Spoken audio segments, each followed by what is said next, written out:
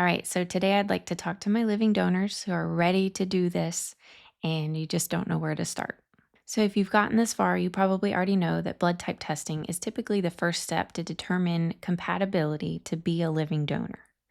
So, siblings have a 25% chance of being a perfect match. A non biological match ranges from 1 in 100 to 1 in 100,000. This means the chances are in the range of 1% to 0.001%, indicating a rare event. But here I am as living, breathing proof that this is possible. And while numbers can be scary, don't give up, give yourself a chance, and go get tested. Okay, so you made it past that blood test and you are a match. Congratulations. I know that was a long wait. Mine took almost 48 hours and I cried the whole day once I found out. What a relief. But what do we do next? Where do we start? Let's find out. Okay, so I have a list to help you get started. They're in no particular order. This is just how I wrote them down, but there were things that I noticed when I was preparing that I really wish I had done differently and started off differently. And maybe it would have helped me get through the process faster or just more smoothly and more relaxed and be able to focus just on my health during that time. Okay, so the first thing I'm going to say is go get yourself a calendar. Get you one of those big books that opens up and you can see everything, and get yourself some nice pens, maybe some colored pens so that you can have different colors for different things.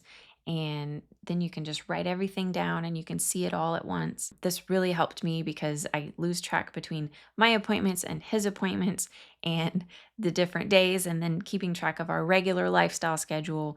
So sometimes having different pens and different colors can help. So you can say, red is for medical appointments, blue is for school schedule, whatever works for you.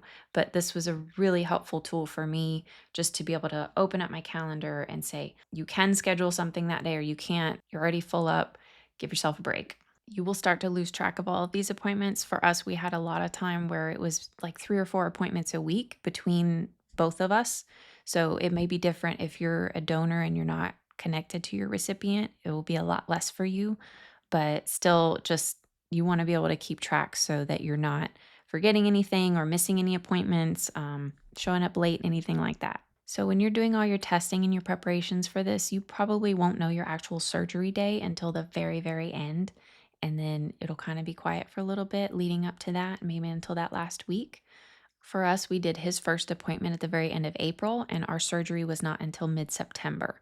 So, you really want to make sure that you keep an eye on your schedule and you give yourself space and time to recoup between appointments, or if you need to book a hotel, if you have 2 days in a row, just to make sure that you're available and mentally ready to go. Okay, so the next thing I want to talk about is your work schedule.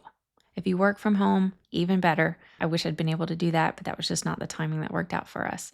So, you want to make sure that you're communicating with your boss. Hopefully, you have a good open relationship with them and they will understand what's going on. I just made sure that I always gave my boss a few days' notice with my appointments somewhere local so I could just pop out of work for a little bit and run across town if I needed to, but some required the whole day off. So, you want to be very honest and open with your employer and let them know what's going on so that they're not caught off guard, and hopefully they will be very understanding. So, the other thing that goes hand in hand with this is you may have to make a couple phone calls and find out what your company's insurance policy is. You may be able to go online and find this out, or you may already know. You're going to want to look for FMLA, short term disability, personal leave, just see what they have available. Maybe talk to your boss and see if they have any information to share on that. But this is good to know in advance so that you're not freaking out at the last minute and not knowing where to go or what website to click on, and just have all that lined up, maybe bookmark some pages and just go ahead and get that prepped so that when it is time and you know what your dates are going to be, you're going to want to put that in action as soon as possible, because sometimes there's paperwork that needs to be signed and sent back, or say the website doesn't load. There's always weird things going on where you don't know if something's going to go through on that day and it may have to cycle through to the next day or something. So just go ahead and have all that lined up and ready just so you know, and then you have that peace of mind. So, if you're already ready to be a living donor, and I said it on my last video, you want to be the healthiest person you can possibly be. So, I'm talking about your diet, hydration, exercise, and don't get sick. Please don't get sick. So, at some point during your appointments, you will meet with a dietitian and they will go over all of the restrictions and preferences for what we call a renal diet. As a donor, you're going to want to stick to a healthier routine as long as you can leading up to your surgery. And then afterwards, you can go nuts. They'll let you eat whatever you want, even in the hospital. They'll bring you anything. When I met with my dietitian, she shared that I would be on a high protein diet with as few processed foods as possible. Processed is always what's going to get you down.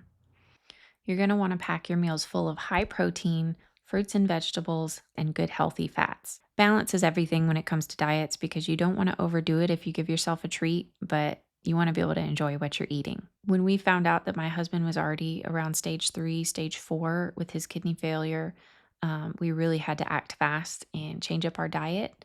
And that ended up being vegetarian, Mediterranean. We tried a lot of different things just to try to hold on to his lifeline as long as we could. And it was tough because there was a lot of searching that we had to do and trying to find new recipes and finding that balance between foods that we both enjoyed and foods that were actually good for us at that time. It takes a lot of energy to find that, but there is a lot of good recipes out there. There's renal cookbooks, there's all your Pinterest boards and stuff like that. So there is a lot of options, but you really have to narrow it down once you figure out what you like and what you enjoy eating and what you don't want to have too much of. But you really want to focus on just having a balanced meal and making sure that you're not under eating or overeating and also staying hydrated. The other thing that goes with this is make sure you're not over exercising because it's not sustainable once you've been through the surgery. You're not exercising anytime soon. Even my treadmill walks after the first few months were quite rough.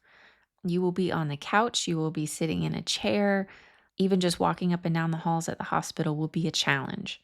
If you do feel like staying active, listen to your body, do what you got to do, but give yourself some grace and just allow yourself to prepare for that recovery.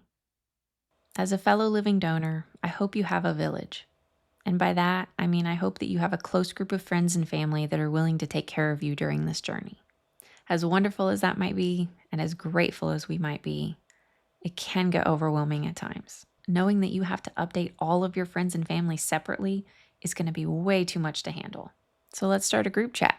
If you don't feel like doing a group chat, there are other options. While this is not a sponsored ad, I do recommend caringbridge.org. This is a little website that my mom used while she had breast cancer, and she was really overwhelmed and didn't feel good a lot of the time. But it allowed her to just make quick little blog posts, post pictures, and you can just sign up on email, and then you get a notification if there's a new post, and all you have to have is a login to see it.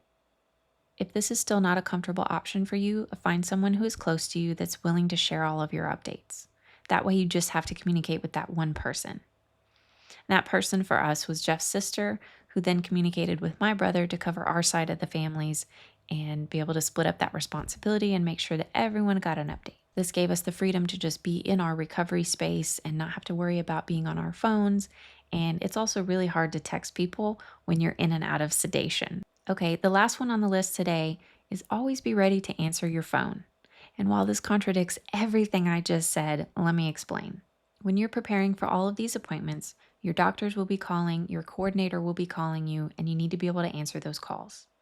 Sadly, I learned the hard way on this one, and there were several times that I missed a phone call, saw it 2 minutes later, tried to call back, and ended up on hold for 20 minutes waiting to get back to that person. So you want to go in your phone, save these numbers that you know might be calling you, and put them on your emergency bypass list. You can do this individually in the contact and put all the same phone numbers in the same contact if that makes it easier, just so that you know if those people call, even if your phone's on Do Not Disturb, you will be ready to pick up. Well, thank y'all so much for watching today. I hope that my list has helped you be more prepared than I was, and I really wish you the best on this journey. It's not always easy, but it is rewarding. And if I was able to help you today, please like this video, go back and subscribe, and we will see you next week.